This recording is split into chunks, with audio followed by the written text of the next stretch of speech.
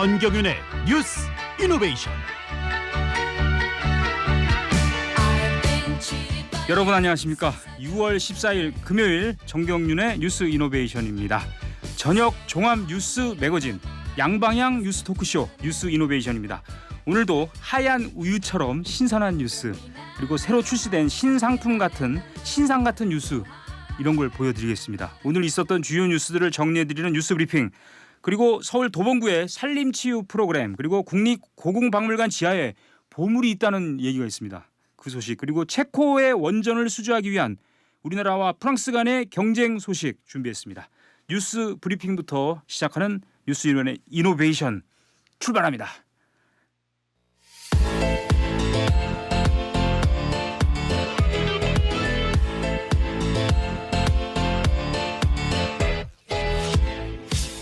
예, 뉴스 이노베이션 뉴스 브리핑. 오늘은 박주상 기자가 나왔습니다. 박주상 기자가 이 프로그램 첫 출연인 것 같은데요. 안녕하십니까? 네, 안녕하십니까? 예, 이게 지금 우울한 소식이어서 예. 애드립 치기가 좀 부담스럽습니다. 예, 맞습니다. 오늘 첫 소식 조금 좀 낮은 기분으로 시작하겠습니다. 그렇습니까? 예. 이 의료계가 그 무기한 휴진 또 선언했는데 환자 단체 등이 이제 좀 반대하고 있고요. 그래서 여론은 의사한테 아주 호의적인 건 아닌 것 같은데요. 현재 상황 어떻습니까? 네, 지금 다음 주 화요일입니다. 18일 날 의사들의 집단 휴진이 지금 예고된 상태라서 지금 다들 걱정이 이만저만이 아니실 것 같습니다. 예. 그동안 이제 전공의 집단 사직이 있었고요. 정부와는 계속 갈등이 있었는데 이렇게 병원들이 집단으로 휴업을 하는 경우는 이제 처음입니다. 특히 이제 동네 병원들 또 대학 병원들이 단체로 이제 문을 닫을 수 있는 상황이기 때문에 굉장히 걱정이 나오고 있는데요. 예. 그 제일 먼저 집단 휴진을 선언한 서울대병원은 17일부터 지금 휴진을 한다고 하니까 다음 주 상황을 일단 봐야 될 것 같습니다. 일단 지금 당장 병원 진료를 받거나 이렇게 하고 계신 분들은 조금 있으면 이제 보건복지부에서 이 휴진하는 병원 명단을 공개를 한다고 하거든요. 네. 그런 것들을 좀 알아보시면 좋을 것 같습니다. 예, 그렇습니다. 지금 말씀하신 대로 다 찬성하는 건 아닙니다. 그 동네 병의원, 대학 병원까지 이제 다 영업 중단은 걱정인데, 만약 그렇게 되면 그래도 뇌전증 치료라든지 필수 의료를 담당하는 그 병원 의사들은 안 한다는 거 아닙니까? 그렇습니다. 이제 어떤 분들이 안 하냐면 분만, 그 임신과 출산 관련된 의료진들, 그리고 이제 아동병원. 특히 이 분만과 아동은 특히 아이들의 생명과 연관이 돼 있기 때문에 사실 휴업을 하게 되면은 굉장히 어떻게 될 굉장히 큰 부담감도 있고 이 생명이 소중함도 이렇게 될 가능성이 있어서 그렇고요. 또 마취통증협의회, 이 모든 수술을 할 때는 마취를 하지 않습니까? 네. 또 까닭 하나 아무나 마취를 했다가 이게 잘못될 수가 있기 때문에 꼭 전문의들이 해야 되는데 이 마취 통증 의료진들도 휴업을 하지 않습니다. 네. 그리고 오늘 이 뇌전증 대학병원 의사협의회가 있거든요. 이분들도 뇌전증의 경우에는 항상 약물 치료나 이런 거를 해야 되기 때문에 휴진을 하지 않겠다고 선언을 한 상태입니다. 네. 자, 대한불교 조계종의 총원장 스님이 호소문을 냈죠? 맞습니다. 어떤 내용입니까? 이 아까 말씀드린 것처럼 의사들의 집단 휴진, 국민들의 생명과도 직결된 문제입니다. 그래서 이 조계종, 특히 불교에서 제 첫 번째 계율이 뭔지 아십니까? 예, 얘기하세요. 바로 불살생, 생명 존중이기 때문에 그 조계종 총무원장 진호 스님이 오늘 호소문을 냈습니다. 아, 그렇죠. 이렇게 의료진의 집단 휴업은 극한적인 방편으로 생명 윤리적으로 옳지 않다. 그래서 의료진들은 병원으로 돌아가 달라 이렇게 호소문을 낸 상태고요. 지금 정부가 계속 의료단체와 협의를 하겠다 이런 상황인데 상황을 좀 지켜봐야 할 것 같습니다. 생명을 다루는 일을 절대 서로 소홀히 해서는 안 됩니다. 맞습니다. 자, 다음 이슈는 말이죠. 푸틴 러시아 대통령이 북한 간다는 얘기인데 러시아는 아직 발표할 때가 아니라고 하지만 평양은 이미 이렇게 준비를 하고 있어요? 그렇습니다. 사실상 확정이 된 것 같습니다. 다음 주 초쯤에 러시아 푸틴 대통령이 방북을 한다는 소식인데요. 지금 러시아에서는 이 부분을 공식적으로 확인을 해주고 있지는 않습니다. 아, 그렇습니까? 그런데 우리나라 대통령실에서 사실상 방북이 맞다고 이렇게 확인을 한 상태입니다. 확인을 했어요, 사실상? 예, 그렇습니다. 그래서 이제 기정사실로 받아들여지고 있고 또 평양의 위성 사진을 이렇게 그 조회를 하니까 평양에서 푸틴 대통령을 맞이하는 이 분위기가 포착이 되고 있습니다. 뭐 외벽도 생기고요. 또 평양 이 영빈관의 붉은색 무슨 장벽 같은 것도 생기고 뭔가 지금 손님을 맞이하는 준비가 이루어지고 있다. 뭐 이런 알겠습니다. 소식입니다. 저도 준비해서 지금 갈 준비해야 되겠습니다. 아 예. 네, 지금까지 뉴스 브리핑 박준상 기자였습니다. 감사합니다.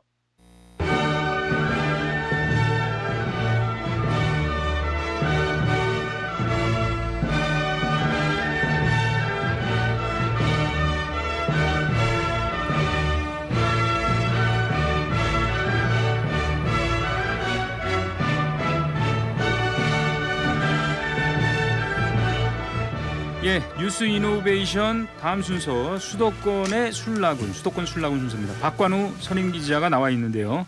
네, 안녕하십니까. 안녕하십니까. 박관우입니다. 오늘 다룰 이슈는 어떤 내용입니까?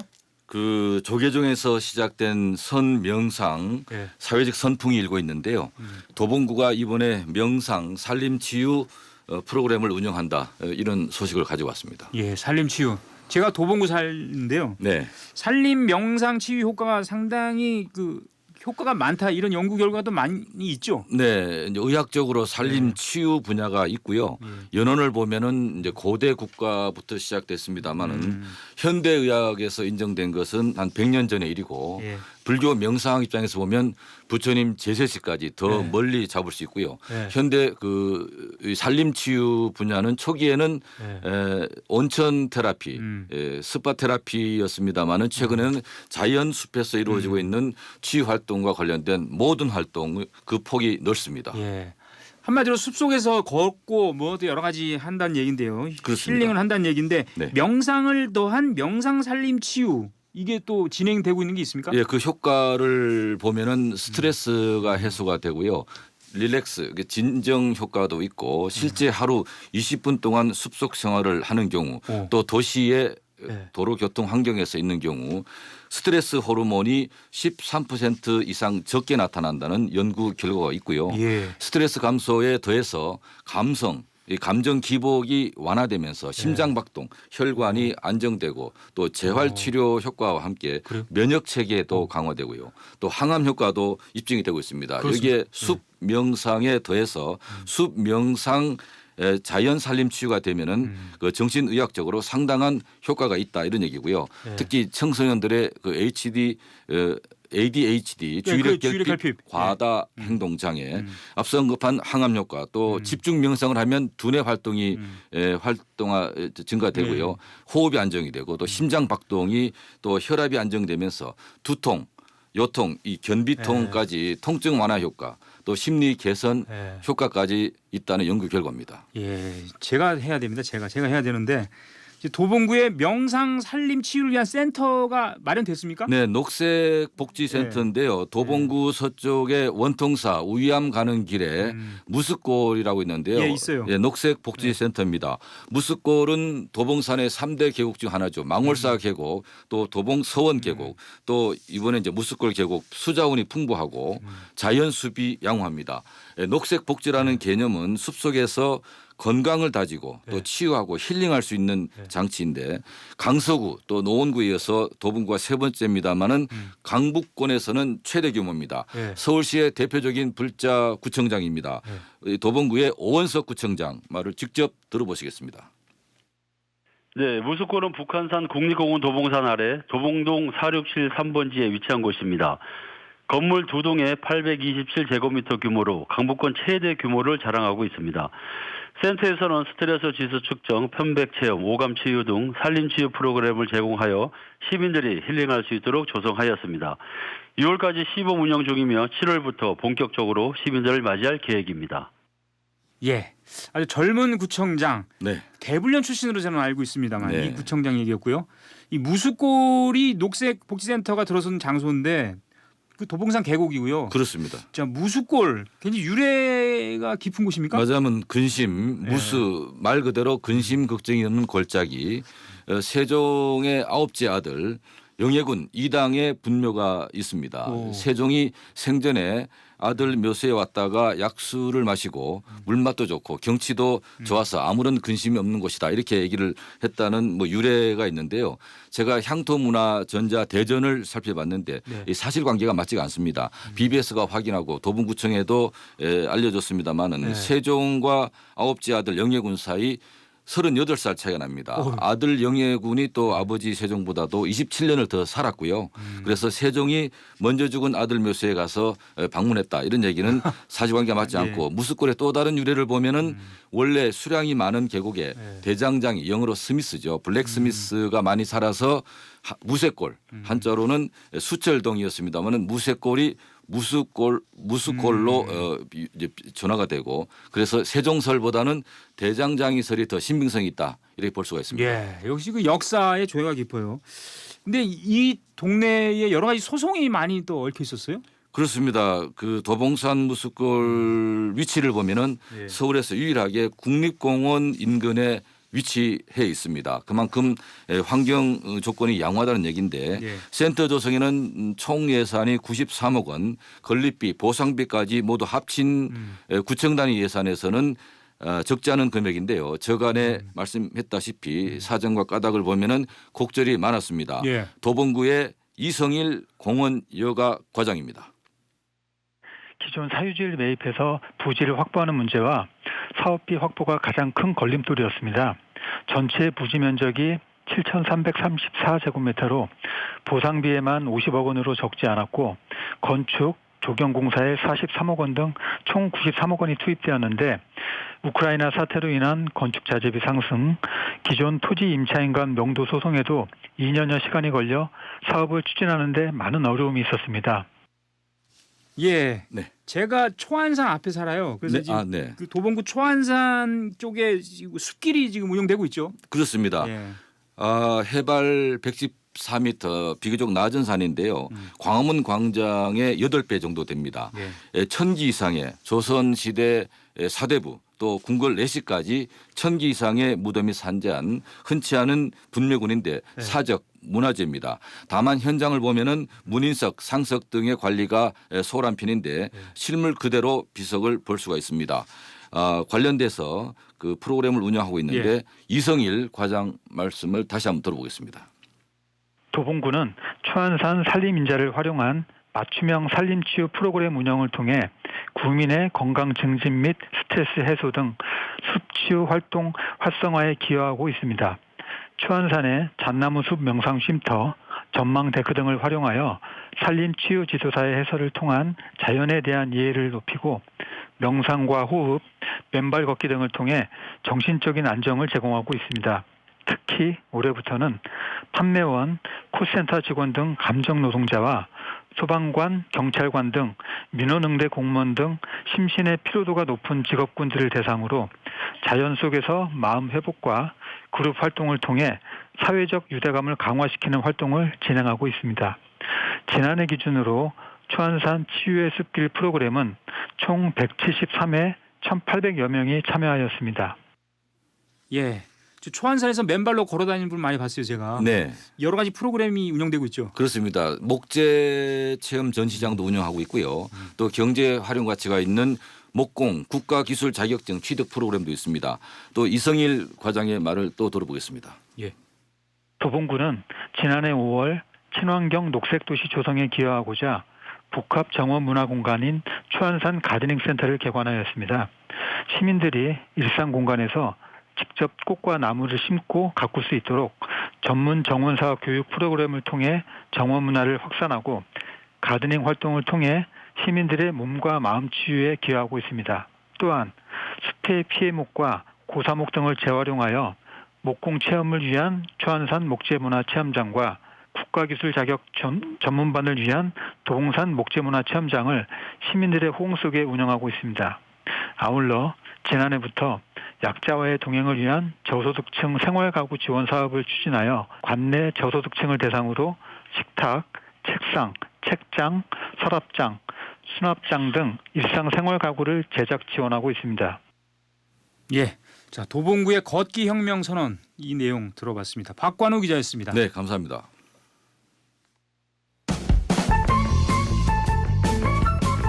라디오 뉴스를 양방향 영상 토크로 정경윤의 뉴스 이노베이션. 이 시간 진행의 정경윤 기획보도 대응 팀장입니다.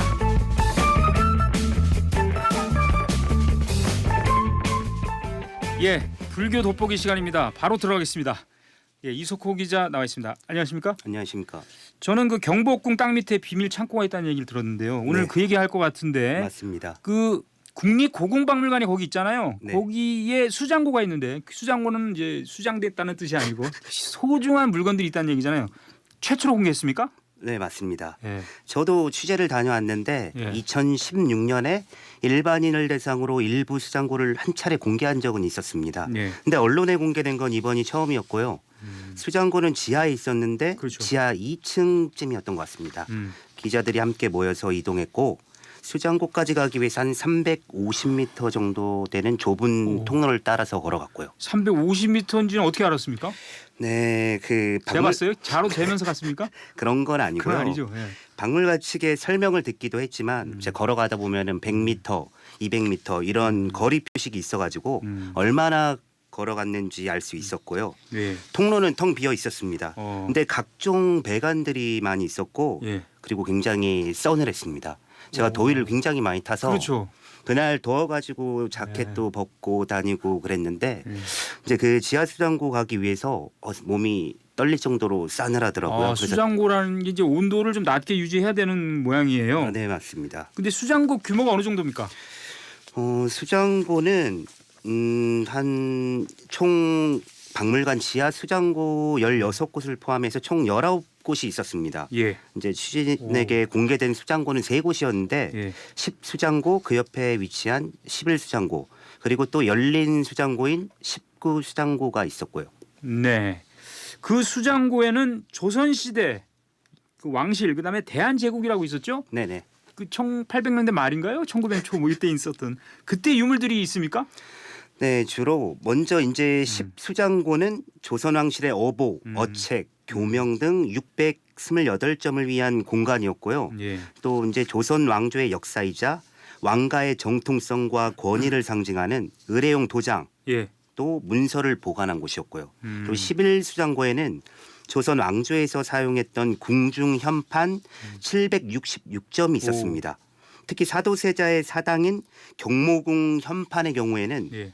이제 테두리가 일부 사라져가지고 예. 유물 훼손을 막기 위해서 거꾸로 보관해서 관리하는 점이 눈에 띄었고요. 19수장고에는 종묘, 제기류 등을 볼 수 있었습니다.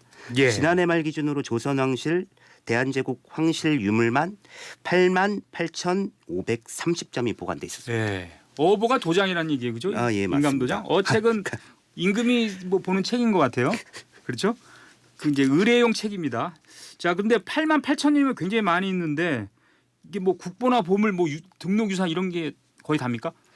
네, 또 다는 아니고요. 예. 국가지정 등록 유산이 이제 45건, 유네스코 세계기록유산 5건, 유네스코 세계기록유산 아태지역 목록 1건, 예. 시도문화유산이 3건 등 54건, 그러니까 총 54건이고 3,639점입니다. 오, 그렇군요. 근데 보통 이런 수장고 보면은 뭐 이렇게 철제문으로 막 잠궈놓고 굉장히 철저히 보관을 하던데 그렇죠. 관리를 잘해야 되잖아요. 그럼요. 잘하고 있습니까? 보기에? 잘하고 있습니다. 그래요? 그리고 평소 출입도 굉장히 엄격하게 통제돼 있고요. 수장고에 들어가려면 이제 카드키나 신원 확인과 같은 7, 8중의 보안 절차를 거쳐야 하고요. 예. 수장고는 이제 은행 금고에서나 볼 수 있는 굉장히 두꺼운 이 철문 있잖아요. 네. 그런 철문으로 굉장히 두꺼운 철문으로 잠겨 있었고 이제 외부에서 오염 물질이 유입되는 걸 막기 위해서 이제 수장고에 들어가기 전에는 예. 덧신하고 마스크를 무조건 써야 됩니다. 저도 당연히 쓰고 들어갔고 예. 유물에 따라서 또 온도와 습도를 달리하면서 예. 관리하고 있고 정소영 국립고궁박물관 유물과학과 과장 말씀 들어보겠습니다. 예. 지금 기본적으로 사실 저희 그 수장고 내부에 보관하는 환경은 온습도를 기본으로 하고 있고요. 조도나 이런 것들도 이제 조절은 하고 있지만 실제 수장고 내에서 작업을 할 때 제외하고는 거의 불이 꺼져 있는 상태라 뭐 다른 부분에 대한 것들은 특별히 이제 고려할 사항은 없고 다만 이제 어떤 화재라든지 다른 외부의 어떤 환경으로부터 조금 안전하게 지키기 위해서 지금 소화시설이라든지 뭐 CCTV 같은 이런 보안시설에 대해서 조금 더 신경을 쓰고 있습니다. 예. 이 수장고가 1960년대 박정희 대통령 때는 이제 뭐 회의 같은 거 했던 곳이라고 벙커, 지하 벙커였다고 하는데 근데 지금 유물 숫자에 비해서 이 수장고가 여유 공간이 없을 것 같은데요? 네, 맞습니다. 이제 유물은 네. 굉장히 많아지고 있는데 네. 그러면서 이제 과밀화 문제가 굉장히 심각한 수준이었습니다. 포화율이 160%를 넘었고요. 예. 이제 개관 당시만 해도 유물이 3만 6천여 점이었는데 이제 20년 정도 지났잖아요. 예. 그러면서 유물 수가 2.5배 정도 늘어났습니다.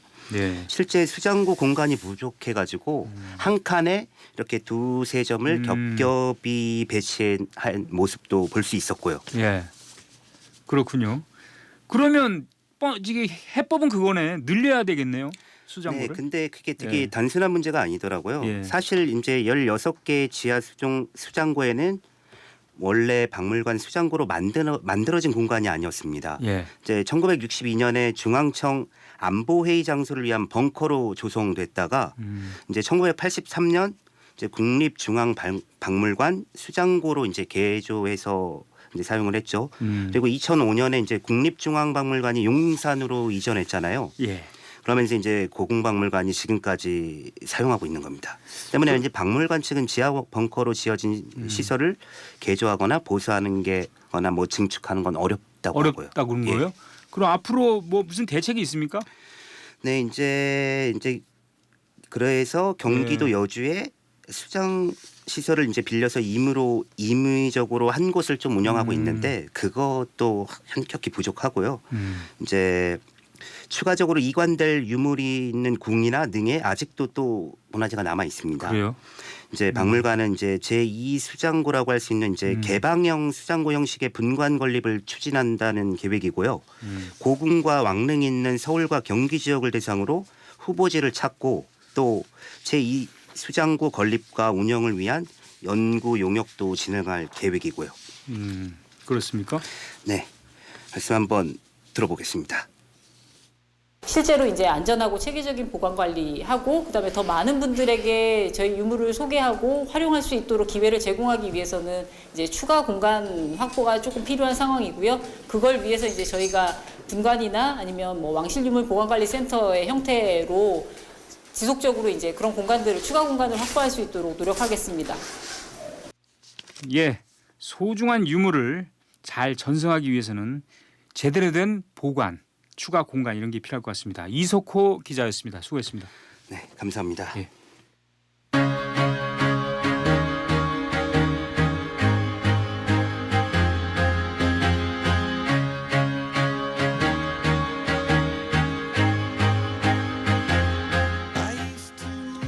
예, 이어서 경제 포커스 시작입니다. 권혜진 기자 나와 있습니다. 안녕하십니까? 안녕하십니까?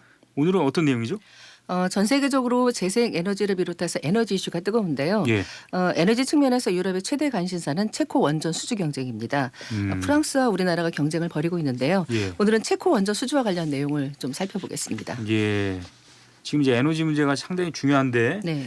우리나라는 야당은 원전 정책에 반대하고 있지만 유럽은 원전을 많이 좀 늘리고 있습니까? 그럼? 네, 세계 각국이 원자력 발전을 확대하는 쪽으로 정책 방향을 선회하고 있습니다. 그래요? 특히 이제 유럽은 2050년 탄소 중립을 목표로 무탄소 에너지 확대를 강력하게 추진하고 있는데요. 네. 2022년 유럽의회가 친환경 에너지로 원전을 텍소노미에 포함시키면서 이 폴란드는 6개 원전을 미국으로부터 도입을 결정했고 예. 지난해 4월에는 헝가리가 러시아로부터 2개 원전 도입을 결정했습니다. 그리고 올해 최대 관심사는 체코 원전 수주 경쟁입니다. 그러니까 이제 탈탄소라고 그러더라고요. 네. 그 흐름에 맞춰서 원전이 필요하다는 얘기인데 네. 자 그렇다면은 유럽은 물론 전 세계가 에너지 정책 방향을 수정하고 있다 이렇게 봐도 될 것 같은데 그 이유를 정확히 좀 다시 설명해 주세요. 그러니까 이제 신재생 에너지가 불안정하다는 겁니다. 이런 불안정한 신재생 에너지로는 전력 수요를 감당할 수 없기 때문에 이제 원전에 관심을 쏟고 있는 상황인데요. 예. 세계 원자력 협회 통계를 보면 전 세계에 440개 원전이 운영이 되고 있습니다. 예. 그리고 현재 61기가 건설 중이고 92기는 건설 계획이 확정됐고요. 예. 그리고 또 아직까지 확정이 되진 않았지만 건설이 추진 중인 원전도 300개 이상이 됩니다. 최근 원전 신규 발주가 가장 활발한 지역은 우리가 수출을 추진하고 있는 유럽이고요. 유럽은 러시아와 우크라이나 전쟁으로 러시아에 의존하던 가스 공급이 막히면서 에너지 자립이 국가 안보 문제가 되면서 앞다퉈서 원전 건설을 추진하고 있는 상황입니다. 예. 체코 원전 수주전은 15년 전에 우리가 아랍에미리트죠. 네네. 그 원전 수주전에 뛰어들었을 때와 상황이 비슷하다. 왜냐하면 그때도 우리가 프랑스와 경쟁했죠. 네, 그렇죠. 네. 당시에 우리는 그 아랍에미리트 바라카 원전 수주 경쟁에 한국전력이 뛰어들었고 프랑스 역시 전력 사업자인 전력공사가 나섰습니다. 국가적인 총력전이 펼쳐졌는데 그때 우리가 프랑스를 누르고 수주에 성공했죠. 이번 체코 원전 수주전은 당초 한 기에서 4기로 늘어나고 또 그 15년 전 한국과 프랑스의 재대결이라는 점에서 관심이 높습니다. 그렇습니까? 네. 제가 알기로는 이번 원전 수주전이 굉장히 초대형 규모라고 하는데 어느 정도나 됩니까? 체코 원전은 두고바니에와 테멜렌 지역에 각각 2기씩 총 4개의 원전을 건설하는 사업입니다. 예. 입찰 계약은 30조 원 규모고요. 최근 들어서 가장 큰 규모입니다. 예. 체코 정부가 원전 1기에서 4기로 계획을 바꾸면서 수정 입찰서를 요구하는 과정에서 미국이 탈락했고 우리나라 한국수력원자력과 프랑스의 전력공사가 막판 2파전을 벌이고 있습니다. 체코 원전 일정은 2029년에 착공해서 2036년 상업운전을 목표로 하고 있습니다. 그렇습니까? 네. 그러면 이제 이게 절차가 있는데요. 우선 뭐 입찰서도 내고 뭐 이제 심사하고 그럴 텐데 일정이 어떻게 됩니까? 원전 수주 여부 결정. 체코 전력청이 현지 시간으로 15일, 우리 시간으로는 내일입니다. 체코 정부로 입찰서 등 관련 서류를 이관하면 체코 정부가 한 달 이내에 최종 결정을 하게 돼 있습니다. 예. 이런 절차를 감안하면 체코 원전은 이르면 이달 말, 늦어도 다음 달 중순 이전에 우선 협상 대상자가 결정이 됩니다. 연말에 최종 사업자를 선정하는데 특별한 이변이 없는 한 우선 협상 대상자가 사업자로 최종 확정된다 이렇게 보면 됩니다. 예. 근데 프랑스가 만만치 않은 게 네, 미국의 두 번째로 많은 원전을 가동 중이고 같은 또 유럽이잖아요, 체코랑. 그렇죠. 강점이 많을 것 같은데요. 예, 말 그대로 그 프랑스는 현재 56개 원전을 가동 중인 원전 강국입니다. 예. 그리고 이번 경쟁은 15년 전과 달리 프랑스의 홈그라운드인 유럽에서의 경쟁입니다. EU 국가이기 때문에 원전을 제외하고라도 각 분야에서 협력과 자금 지원이 가능하다는 점이 예. 가장 큰 강점입니다. 지분 참여 부분도 우리가 프랑스보다 약한데요. 지난 4월 말 유럽위원회는 체코 신규 원전 사업에 최대 77억 4천만 유로, 하나로 11조 6천억 원의 정부 지원을 승인했습니다. 네. 이는 첫 호기 지원이고요. 사업 진행에 따라서 별도의 승인이 이루어질 예정인데 체코가 이 과정에서 사업비 부담 경감을 위해서 지분 참여 조건을 아마 걸었을 겁니다. 예. 우리가 프랑스보다 더 많은 지분 참여 조건을 내기는 어려운 상황입니다. 예. 하지만 우리 한국수력원자력도 이 만만치 않은 기업이고요. 그렇죠. 네. 우리나라 강점도 있죠. 네, 어제 한수원 관계자와 통화를 했는데요. 크게 두 가지를 말하더라고요. 가격 경쟁력과 적기 공급 능력입니다. 가장 중요합니다. 특히 가격 경쟁력은 최대 강점인데요. 예. 정확한 금액을 말씀드릴 수는 없지만 우리 지금 공사 단가 면에서 프랑스보다 킬로와트당 50% 저렴한 가격을 제시했습니다. 또 한 가지는 건설 공기인데요. 체코 원전이 2036년 상업운전을 목표로 하고 있는데 우리는 이 공사 기간을 맞춰서 적기에 공급할 수 있다는 강점이 있습니다. 예. 반면에 프랑스는 이미 영국 원전 건설에서 건설 단가나 공기 지연의 문제를 드러난 바가 있습니다. 그래서 이 문제가 체코 원전에서도 드러날 것이다. 이런 예상이 됩니다. 예, 약점이군요. 이건 또 네. 얘네 약점이에요. 네. 근데 사실은 이거 약간 마음에 걸리는 게 이전 정부와 지금 정부가 이 탈원전 정책 그 완전 폐기 요걸 둘러싸고 네. 지금 정부는 탈원전 정책 폐기를 선언한 거죠, 지금. 그렇죠. 그러면 이게 좀 어떻게 좀 악재 뭐 이런 불안요인 이런 거 안 될까요? 체코의 원전을 짓는다고 네. 하면은 우리 기술 기준으로 건립을 하는 겁니다. 때문에 공사가 끝나도 수리부터 해체까지 계속 연관성을 가질 수밖에 없습니다. 그러니까 원전은 한 번 수출하면 100년까지 이어지는 사업으로 보시면 됩니다. 예. 그렇기 때문에 정부의 원전 정책은 아주 중요한데요. 전 정부의 탈원전 정책 기조 속에서는 사실상 불가능한 부분입니다. 산업부는 최근에 그 11차 전력 수급 계획안을 발표하면서 전 정부의 탈원전 정책 완전 폐기 또 3기의 신규 원전 건설 추진 계획을 밝혔고 2030년까지 10기의 원전 수출 목표를 제시를 했습니다. 이 부분은 체코 원전 수주 경쟁에서 중요한 키포인트로 작용할 가능성이 높습니다. 그러면 권혜진 기자가 목이 메네요 갑자기. 권혜진 기자 보기에 체코 원전 수주 전망 어떻게 보십니까? 체코 정부가 어디에 네. 주안점을 두느냐가 중요할 텐데요. 전문가들이나 한수원이나 확률은 50대 50으로 보는 시각이 많습니다. 다만 국내 원전 업계는 가격 경쟁력 등 경제성 부분에서 우리가 우위를 점하고 있고 예. 또 러시아와 우크라이나 전쟁으로 에너지 안보에 시급함이 있기 때문에 예. 공사 기간을 맞출 수 있는 우리 측을 우선 협상 대상자로 선정하지 않겠느냐라는 시각이 또 있습니다. 하지만 예. 결과를 예단하기는 쉽지 않은 상황입니다. 자, 근데 최근에 보니까 이 마크롱 프랑스 대통령이 직접 막 뛰고 다니는 것 같아요. 네네 그렇습니다. 예. 프랑스의 경우는 그 마크롱 대통령이 지난 3월에 체코를 방문해서 프랑스 정부 차원의 전폭적인 지원을 약속한 바가 있습니다. 오. 하나의 도시를 건설해주겠다. 네. 마크롱 대통령은 이 원전 수주만을 위해서 체코를 이미 3번이나 찾았습니다. 직접 나서서 아주 총력전을 펼치고 있는데 이에 반해서 우리는 산업부와 한수원 그리고 두산 에너빌리티 등이 중심으로 수주전을 펼치고 있는 상황입니다. 15년 전 그 아랍에미리트 수주 경쟁 당시에도 프랑스에 우리가 열세였습니다. 예. 그때 이제 이명박 전 대통령이 아랍에미리트를 방문해서 막판 협상을 벌이면서 뒤집게 성공한 전례가 있습니다. 이제 국가와 국가 간의 대결이었는데 이번에도 그런 양상으로 치닫지 않을까라는 생각을 했는데 예. 이상하리만큼 좀 체코 수주전에 윤 대통령은 좀 소극적인 편입니다. 그렇습니까? 네. 하지만 막판에 뭔가 좀 나서지 않을까 이런 또 그런 요구도 있는 것 같아요. 요청도 있고. 그렇죠. 최종 결정까지 예. 이제 한 달도 채 남지 않았는데요. 예. 프랑스를 능가하는 전폭적인 지원, 협상의 묘미 발휘하지 않을까라는 기대를 해봅니다. 예. 체코 원전 수주가 갖는 어떤 뭐 경제적 산업적인 중요한 의미가 있습니까? 일단은 우리가 유럽 시장으로의 첫 진출이라는 점 그리고 우리 기술로 만든 한국형 원전 수출이라는 점입니다.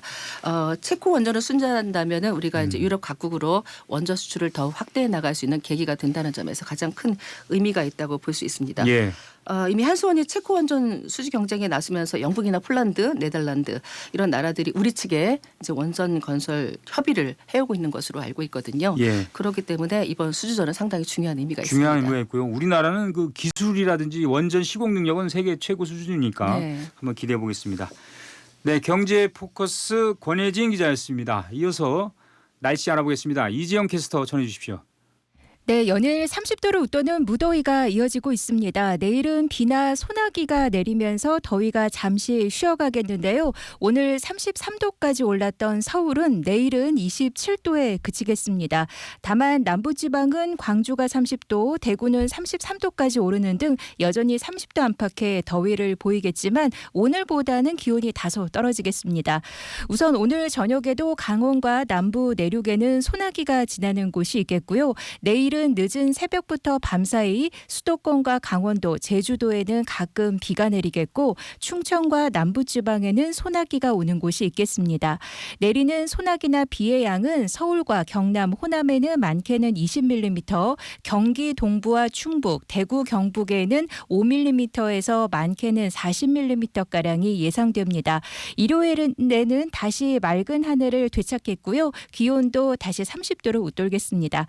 지금 서울의 기온은 26.3도, 습도는 56%입니다. 기상청이었습니다.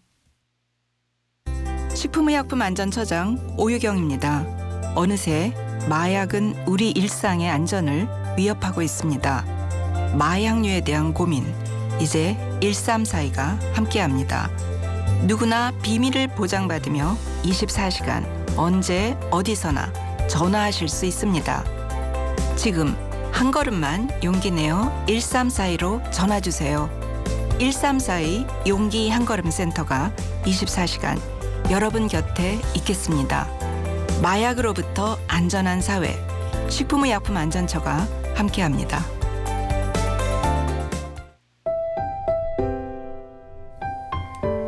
기후환경 위기극복 불자행동 마음청정 지구청정 캠페인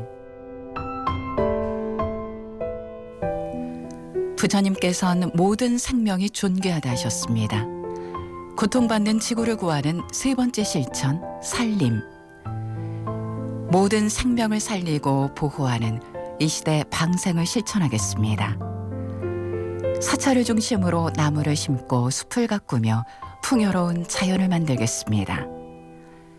우리 땅 지역 농산물을 애용하며 우리의 농업을 지키겠습니다. 무분별한 개발보다 생태계 보존에 앞장서겠습니다. 우리가 살리면 우리를 살린다. 이 캠페인은 한국불교종단협의회가 함께합니다.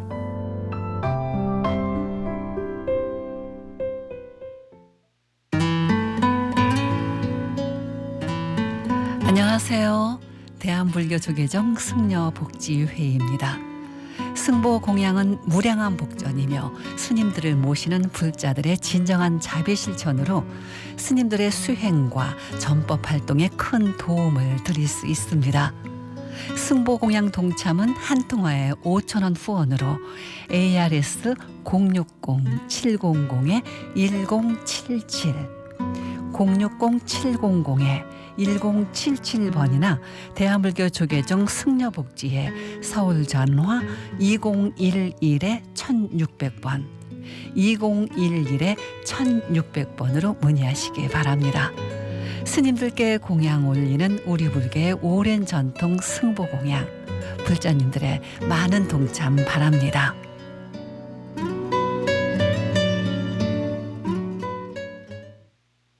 네, 앞서 서울의 산림치유 프로그램 소개해드렸는데요. 자, 주말에 집 부근의 숲길이나 둘레길을 찾아서 걷고 또 바위에 기대서 높은 하늘도 바라보고 그러면 좋을 것 같습니다.